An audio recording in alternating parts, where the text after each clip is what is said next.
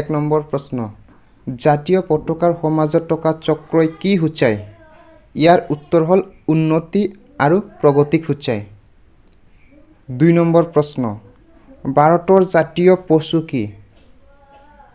উত্তৰ হ'ল বাঘ 3 নম্বৰ প্ৰশ্ন ভাৰতীয় ৰিজাৰ্ভ বেংক কেতিয়া প্ৰতিষ্ঠা কৰা হৈছিল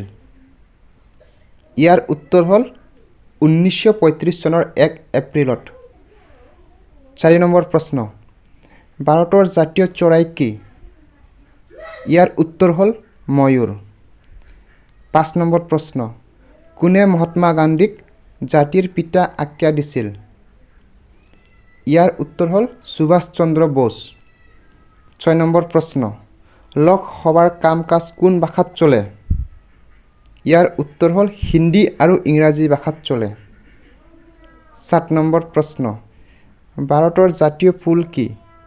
উত্তৰ পদুম ফুল 8 নম্বৰ প্ৰশ্ন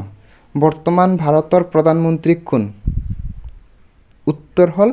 নৰেন্দ্ৰ মোদী 9 নম্বৰ প্ৰশ্ন ভাৰতৰ জাতীয় খেল কি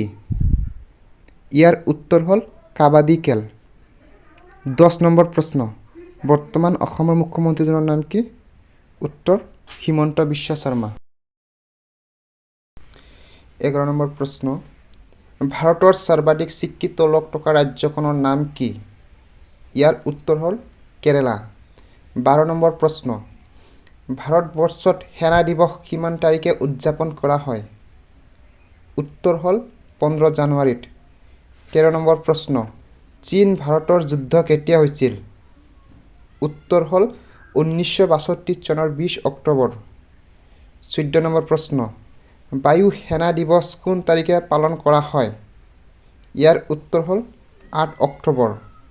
15 নম্বৰ প্ৰশ্ন আটাইতকৈ ডাঙৰ চিৰিয়াখানা ক'ত অৱস্থিত উত্তৰ হ'ল কলকাতা জুলজিকেল গাৰ্ডেন 16 নম্বৰ প্ৰশ্ন আটাইতকৈ বেছি অৰণ্য থকা ৰাজ্য কোনখন ইয়াৰ উত্তৰ হ'ল মধ্যপ্ৰদেশ 17 নম্বৰ প্ৰশ্ন নোবেল বঁটা বিজয়ী প্ৰথম ভাৰতীয়জন কোন